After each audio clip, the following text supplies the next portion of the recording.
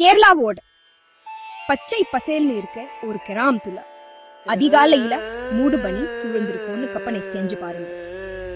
அங்க ஒரு வீராங்கனைய பத்தி நிறைய கதைகள் சொல்லுவாங்க. அவங்க காத்து மாதிரி வேகமா நகருவாங்க, மின்னல் மாதிரி தாக்குவாங்க. அவங்க பேரை தெரியுமா? அருவி. கேரளாவோ அருவி.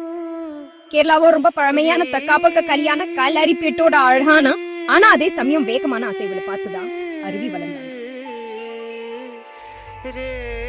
இது சும்மா சண்டை போடுறது மட்டும் இல்ல, இது ஒரு நடனம், ஒரு கட்டுப்பாடு, தலைமுறை தலைமுறையா சொல்லப்பட்டு வட்டு ஒரு கதை. பயிற்சி செய்யுற இடத்துக்கு களரி அப்படின்னு பேர். இது ஒரு புனிதமான இடம். இங்க வீர்கள் சண்டை போட மட்டும் கத்துக்க மாட்டாங்க, குணப்படுத்தவும் தியானம் செய்யவும் அவங்களோட அம்மாவோட இணையவும் கத்துக்கிறாங்க. அருவி பூமிக்கு வணக்கம் சொல்லிட்டு சக்தி வாய்ந்த சுவடு ஸ்டெப்ஸை செய்யறாங்க. அவங்களோட கால்கள் தரையில சறுக்கிட்டு போகுது, கைகள் கழுகோட இறக்கைகள் மாதிரி வீசுது. ஒவ்வொரு அசைவும் ஒரு நோக்கத்தோட இருக்கும். சில அசைவு சிங்கம் கர்ஜிக்குது போலவோ அல்லது பாம்பு மாதிரி வலிஞ்சு நெலிஞ்சு போறது போலவோ இருக்கும். களரிப்பேட்ல வாழ்க அம்பு மட்டும் இல்லை, இது மன அமைதி, மரியாதை, பாரம்பரியம் பத்தியும் சொல்லுது. குருமார்கள் ரகசிய நுட்பங்களை பொக்கிஷம் மாதிரி பாதுகாத்து அடுத்த தலைமுறைக்கு கத்து கொடுப்பாங்க.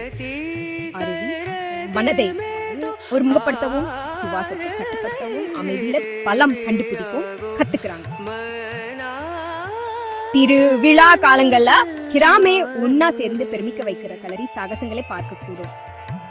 மேட்டாய்கள் முழங்கும், தீப்பந்தங்கள் அசைந்தாடும், வீர்கள் வண்ணமயமான சக்தியோடு பாய்ந்து சொல்லுவாங்க. கேரளாவோட உணர்வு ஒவ்வொரு அசைவுலையும் பிரகாசிக்கும், வேகமா, பெருமையா, உயிருள்ளதா. இன்னைக்கும் களரிப்பேடு ஒரு உயிர்ல கலையா இருக்கு. இது கட்டுப்பாடு, ஒற்றுமை, தைரியம் எல்லாத்தையும் கத்து கொடுக்குது.